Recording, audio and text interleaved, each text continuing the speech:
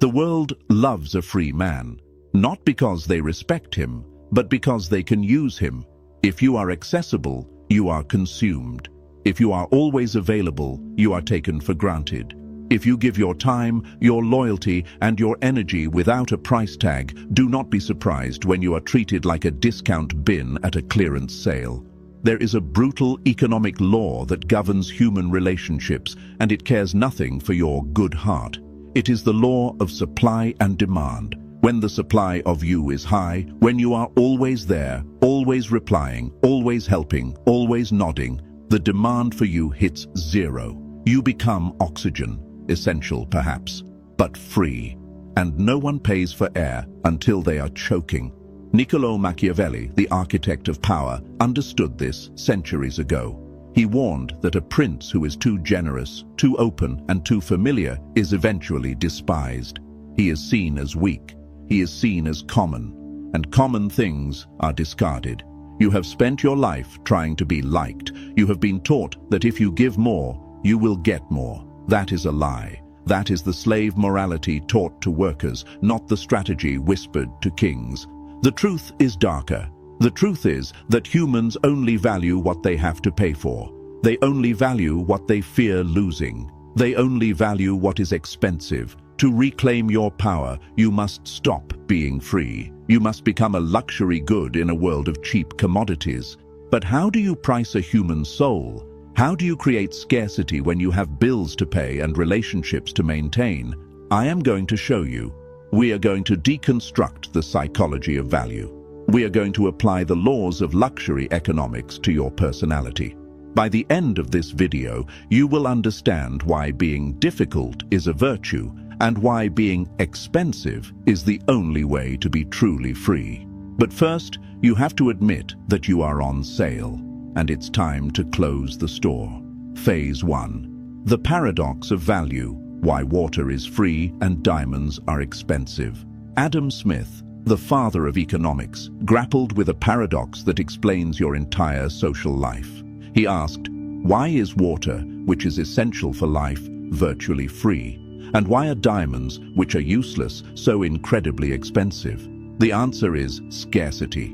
Water is everywhere. It falls from the sky. It flows in rivers. Because it is abundant, it is taken for granted. You wash your hands with it. You flush it down the toilet. You waste it. Diamonds are rare. They are hard to find. They require labor, suffering, and blood to extract. Because they are scarce, they are worshipped. People kill for them. People starve themselves to buy them. Look at your life. Are you water or are you a diamond? The nice guy, the yes man, the reliable friend. He is water. He is essential to the ecosystem of others. They need him to listen to their problems. They need him to do the heavy lifting. They need him to validate their ego. But because he flows freely, they flush him. They cancel plans with him last minute because they know he won't get mad. They underpay him because they know he won't negotiate. They dump their emotional garbage on him because they know he is an open container. He thinks he is being a good person. In reality, he is flooding the market with his own presence. He has created a surplus of himself. To become expensive, you must become a diamond. This means you must become useless to those who cannot afford you. This is a hard pivot. It requires you to kill the part of you that craves immediate validation. You have to be willing to be called distant. You have to be willing to be called arrogant. Thorstein Veblen, the sociologist who coined the term conspicuous consumption, noted that people gain status not by what they do, but by what they can afford to waste. When you are expensive, you signal that you can afford to waste other people's approval. You don't need their validation to survive. This signals high status. Start today. Audit your availability. How quickly do you text back? How often do you say yes to things you hate? How much time do you spend listening to people who never ask about you? Every instant reply is a coupon you are handing out. Every sure, no problem is a discount code. Stop it. Create a drought. Let them thirst. When you withdraw your supply, you force them to realize your value. When the water stops flowing, people don't shrug. They panic. They check the pipes. They call the company. They are suddenly willing to pay anything to get it back. Be the drought. Phase 2. The velvet rope. The art of friction. Walk past a high-end nightclub. Walk past a luxury boutique like Hermes. What do you see? You see a line. You see a bouncer. You see a locked door. You see barriers. Now walk past a Walmart. The doors slide open automatically. The lights are bright. Everyone is welcome. Which one desires your respect? Which one do you dress up for? We value things that resist us. This is the psychological concept of effort justification. If we have to work for something, our brain rationalizes that it must be valuable. If we get it easily, our brain assumes it is cheap. You have been living with automatic doors. You let anyone into your mental space. You let anyone into your schedule. You are a Walmart. You need to install a velvet rope. You need to introduce friction. Friction is the art of being just hard enough to reach that it filters out the low-value people, but enticing enough that the high-value people will jump the hurdle. How do you apply this? 1. The no default. Most people's default setting is yes, unless I have a reason not to. Your default setting must become no, unless you give me a reason to. When someone asks for a favor, a meeting, or a date, the answer is silence. Then it is a maybe. Then, only if it aligns with your mission, it is a yes. This hesitation is not rudeness. It is calibration. It signals that your time is already accounted for. It signals that you have a purpose higher than serving them. 2. The qualification process. Never let someone enter your inner circle without testing them. If a new person wants to be your friend, do not just accept them because they are standing there. Watch them. Test their loyalty on small things. Do they gossip about others? Then they will gossip about you. Keep the rope up. If a client wants to work with you, do not just take the money. Make them apply. Make them fill out a form. Make them wait a week for an opening. This sounds counterintuitive. You think you will lose business. You think you will lose friends. You will. You will lose the cheap ones. You will lose the parasites. But the high-value players, the ones who understand the game, they will respect the rope. They will see the barrier and think, there must be something valuable inside if he is protecting it this hard.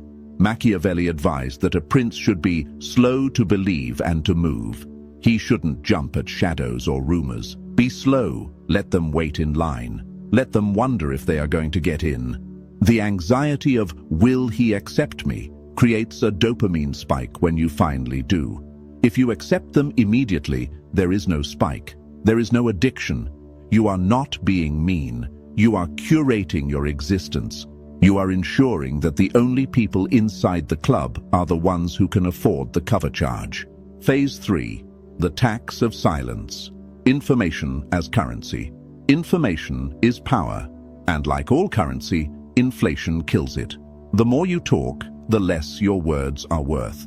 The free man is an open book. He tells you his life story on the first date.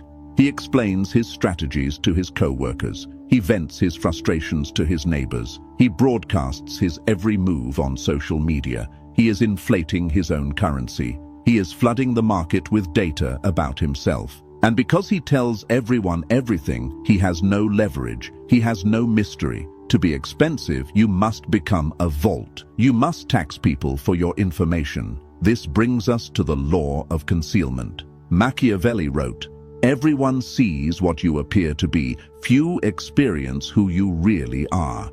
Keep the who you really are behind the paywall. When you are in a conversation, practice the 80-20 rule. Let them speak 80% of the time. You speak 20%. When you speak, do not explain. Declare. I am moving to a new city. Why? Where? Is it for work? It's time for a change. End of sentence. Do not justify. Justification is the language of the subordinate. The boss gives orders. The employee gives explanations. When you withhold details, you force people to fill in the blanks. They project their own fantasies onto you. They assume you have a master plan. They assume you are deeper than you are. You become a puzzle they cannot solve. And the human mind is obsessed with unsolved puzzles. Think about the most charismatic people in history. They all had a quality of remote distance. You felt like you knew them, but there was always a part of them that was inaccessible. That distance is the price tag. It tells the world, you can see the display model, but you cannot touch the inventory. Stop oversharing. Stop posting your emotional breakdowns. Stop telling people your next move before you've made it. Silence creates a vacuum, and in that vacuum, your value rises. People will start to lean in. They will start to seek your opinion because you give it so rarely. When the quiet man finally speaks, the room goes silent. When the loud man speaks, people check their phones. Be the voice that costs something to hear. Phase 4. The price of emotional stoicism. Now we go deeper. We have talked about time, access, and words, but the most expensive thing you own is your emotional reaction. Low-value people are reactive. They are cheap. You push a button, they explode. You insult them, they cry. You praise them, they glow. They are vending machines. You put the coin of stimulus in, and you get the product of reaction out. They have no internal sovereignty. They are slaves to external events. To be expensive is to be non-reactive. It is to possess what the Stoics called apatheia. Not apathy, but freedom from suffering. It is the ability to look at chaos and remain unmoved. Why is this expensive? Because it costs enormous energy to control your biology. When someone disrespects you, your lizard brain screams, attack. To override that scream requires high-level executive function. It requires discipline. It requires a soul that has conquered itself. When you do not react to an insult, you subvert the power dynamic. The insulter wants a reaction. That is the payment they are looking for. If you deny them the reaction, you deny them the transaction. You leave them holding the bag of their own toxicity. Imagine a negotiation. One man is sweating, talking fast, desperate to close the deal. The other man is leaning back, breathing slowly, reading a file. Who has the power? Who is the prize? The calm man is the expensive man. Machiavelli knew that a prince who loses his temper loses his authority. Anger is a confession of weakness. It admits that someone else has the power to disturb your peace. Do not give them that power. Treat your emotions like gold bars in a vault. Do not hand them out to every beggar who knocks on the door.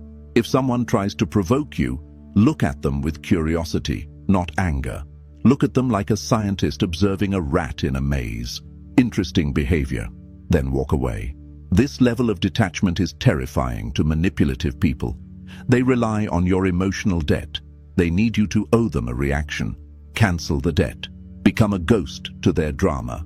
When you are emotionally expensive, people walk on eggshells around you. Not because you are abusive, but because they don't know where you stand. They have to work to read you. They have to invest energy to understand you. And the more energy they invest, the more valuable you become to them. This is the sunk cost fallacy, weaponized for your benefit. If someone has spent months trying to figure you out, trying to earn your respect, trying to get a glimpse of your real self, they are not going to walk away. They have invested too much. You have become their most expensive asset.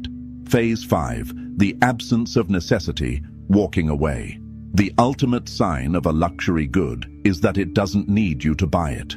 Ferrari does not run commercials begging you to drive their cars. They don't care if you buy one, someone else will. If not, the car sits in the showroom, looking beautiful, retaining its value. The free man is needy. He needs the job. He needs the girl. He needs the invite to the party. And because he needs it, he has no negotiating power. In Never Split the Difference, Chris Voss teaches that neediness is the death of a negotiation. The moment the other side smells that you must have the deal, the price goes down. To be expensive, you must cultivate the power of walking away. You must build a life where you do not need any specific person or opportunity to be whole. This is what Machiavelli meant when he said, "A prince should rely on his own arms, not the arms of others." If your financial stability depends entirely on one boss, you are cheap. You are a slave. If your emotional stability depends entirely on one partner, you are cheap. you are a dependent. You must diversify your power, build skills that are rare, build a network that is wide, build a mind that is self-sufficient. When you know, deep in your bones, that you can walk away from any table and be fine, you become dangerous. You negotiate differently. You speak differently. You are not bluffing. You are simply stating the terms. This is my price. This is my standard. Meet it, or I walk. And you have to mean it. The free man stays in bad relationships because he is afraid to be alone. The expensive man leaves because he knows his solitude is worth more than bad company. The free man accepts a low salary because he is afraid of unemployment. The expensive man quits because he knows his skills are a Veblen good. This willingness to destroy the deal is what makes the deal possible. It signals to the world, I am not desperate, I am selecting. When you stop needing them, they start needing you. It is the dark irony of desire. We want the cat that ignores us, not the dog that jumps on us. Be the cat. Sit on the high wall, watch the world go by, clean your paws, let them come to you with the treats. And even then, maybe you eat them, maybe you don't. That is the posture of value. We have covered the external mechanics, the velvet rope, the silence, the walk away. But all of these are just tactics. They are tricks, and tricks eventually stop working if the core is rotten. You cannot fake being expensive forever. If you are hollow inside, eventually you will crack. The sale price will be revealed. To truly become an outlier, to truly become the prize, you must alter the fundamental structure of your self-belief. You must change the currency you trade in, because there is one final, ruthless trap that keeps you cheap. It is the desire for fairness. You think the world should be fair. You think that if you work hard, you should be rewarded. Machiavelli is laughing at you. The world is not fair. The world is a marketplace, and the price is about to go up. Are you ready to pay for it? Phase 6, the Machiavellian pivot. Absence increases honor. There is a rhythm to power. It is not a steady hum, it is a pulse. The free man is a flat line. He is always there, consistent, boring. The expensive man is a heartbeat. He is present, then he is gone. He engages, then he withdraws. In the 48 Laws of Power, Robert Greene outlines Law 16. Use absence to increase respect and honor. This is the advanced application of the velvet rope. Once you have established your value, once you have hooked them, you must withdraw. You must create a vacuum. Why? Because human imagination is more powerful than reality. When you are with someone, they see your flaws. They see that you have a stain on your shirt. They hear you stutter. You become human. When you are absent, you become an idea, and ideas are flawless. When you withdraw, people begin to fill the silence with their own fantasies about you. They wonder what you are doing. They wonder who you are with. They wonder why you don't need them right now. This curiosity transforms into admiration. He must be doing something important. He must be in high demand. You are essentially short-selling your own presence. By reducing the supply, you spike the price. But this requires nerves of steel. Because when you withdraw, your insecurity will scream. What if they forget me? What if they find someone else? Let them try. If they find someone else, you were never the diamond. You were just a placeholder. Better to know now. But usually, they won't. Usually, they will chase. Think of the artist who disappears for a year to work on an album. No tweets, no interviews, silence. When the album drops, the world stops. Think of the employee who never takes overtime, never joins the office gossip, and leaves exactly at 5 p.m. When he speaks in a meeting, the boss listens. Why? Because he is not part of the noise. Use this strategically. If you have been too available in a relationship, pull back. Not with anger, never with anger, with purpose. Get busy, get obsessed with a project. Let the texts sit for a few hours. Let the weekend be yours. You are not playing games. You are recalibrating the exchange rate. You are reminding them that your presence is a privilege, not a right. A star that is always in the sky is ignored. A comet that appears once every 100 years is an event. Be the comet. Phase 7. Never split the difference. The intolerance of mediocrity. The free man compromises. He splits the difference. He wants $100. The boss offers $50. He takes $75 and thinks he won. He wants loyalty. His partner offers mostly faithful. He accepts it and thinks it's love. He compromises on his standards because he is afraid of losing the deal. To be expensive is to have a zero-tolerance policy for mediocrity. This is where you become difficult, and this is where you earn respect. Steve Jobs was notoriously difficult. He demanded perfection. He would look at a circuit board that nobody would ever see and say, "It's ugly, fix it." Was he annoying? Yes. Was he expensive? The most expensive in the world.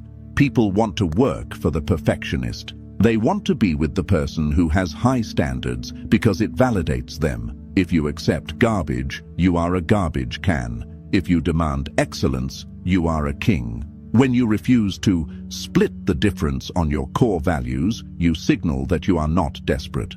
I do not work on weekends. I do not tolerate disrespect. I do not associate with liars. These are not requests. These are laws. When you draw a hard line, people will test it. They will push against it. They are checking to see if you are real. If you hold the line, they will bow. If you fold, they will own you. The expensive man is willing to lose the deal rather than lower the standard. And the paradox is, because he is willing to lose the deal, he usually gets exactly what he wants. This applies to how you treat yourself. Conspicuous consumption isn't just about buying Rolexes. It's about consuming high-quality habits. You cannot be expensive to others if you are cheap with yourself. If you eat trash, sleep poorly, and consume mindless content, you are signaling to your own subconscious that you are a low-value asset. Upgrade your internal operating system. Read difficult books, lift heavy weights, wear clothes that fit, speak with precision.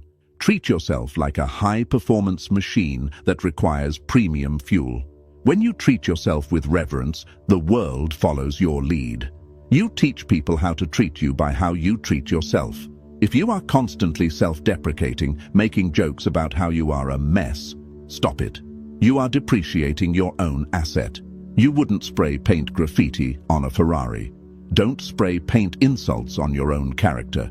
Carry yourself with the weight of someone who matters, not arrogance. Arrogance is loud. Gravity is silent. Phase 8. The luxury identity, killing the bargain hunter. We all have a bargain hunter living inside us. It's the voice that says, take the safe path. Don't rock the boat. Be grateful for the scraps. This voice is a survival mechanism from our ancestors. It wants you to survive. It does not care if you thrive. To become expensive, you must kill the bargain hunter. You must adopt the luxury identity. This means shifting your mindset from, can I get this, to, is this worthy of me? The free man walks into a room and hopes people like him. The expensive man walks into a room and assesses if he likes them. The dynamic is flipped. You are the selector. This is not about thinking you are better than everyone. It is about knowing what fits you. A puzzle piece isn't better than the others. It just has a specific shape. If it doesn't fit, you don't force it. When you stop trying to fit into cheap slots, you find the expensive ones. This requires a level of selective honesty. Machiavelli suggested that sometimes you must use honesty as a weapon. The free man lies to keep the peace. He says, it's fine when it's not. The expensive man uses the truth to cut through the noise. I don't like this idea. This isn't working for me. I expect better. This bluntness is rare. It is shocking. It is valuable. In a world of fake politeness, the man who speaks the truth is a rare commodity. People will trust you more because you are willing to offend them. They know you are not manipulating them with flattery. You become the trusted advisor, the consigliere, and the consigliere is always the highest paid man in the room. Phase 9. The ultimate cost, facing the void. Here is the final price you must pay. To be expensive, you must be willing to be misunderstood. You must be willing to walk alone. The herd is free. The sheep are free. They move together. They are safe. The tiger is solitary. The tiger is expensive. When you start applying these laws, when you put up the velvet rope, when you tax your silence, when you refuse to compromise, people will react. Some will call you changed. Some will call you selfish. Some will leave. Let them. This is the sifting process. You are sifting sand to find gold. You have to let a lot of sand fall through your fingers. The free man tries to hold on to the sand. He is terrified of the empty hand. The expensive man knows that the empty hand is simply ready to hold the gold.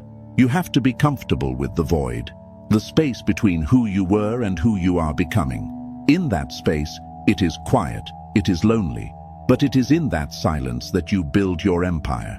You are building a reputation, and a reputation is like a fortress. It takes time to build, stone by stone, no by no, silence by silence. But once it is built, it stands for a lifetime. People will hear about you before they meet you. They will know he is not easy, he is not cheap, but he is worth it. That is the goal. Not to be liked by everyone, but to be valued by the few who matter. To be the prize that must be won. To be the investment that pays dividends. To be expensive. You have a choice to make today. You can go back to being free. It is easy. The doors are open. You can be the nice guy. You can be the yes man. You can give your pieces away until there is nothing left of you. You will be popular. You will be used. And you will be forgotten. Or you can close the store. You can change the price tag. You can start saying no. You can start withdrawing your attention. You can start demanding excellence. It will be hard. It will be lonely at first. But you will never be cheap again. You will look in the mirror and see a man of value, a man of substance, a man who commands his environment instead of begging for scraps. The world is a marketplace. Stop giving out samples. Make them pay the full price, because you are the only thing you have. And once you are spent, you cannot be bought back. Be rare, be difficult, be expensive. If this opened your eyes, understand this is only what I can show publicly. There are videos I cannot upload for everyone. There are aspects of dark psychology that I simply cannot discuss publicly on YouTube without being censored or demonetized. The algorithm suppresses the most powerful information. Those exist behind the join button. If you're still here, you're not like the others. Subscribe if you haven't. But if you want what's hidden, click the join button and step into the architect level. You will unlock exclusive, uncensored videos that dive into the deepest parts of the human psyche. Most won't. That's the point.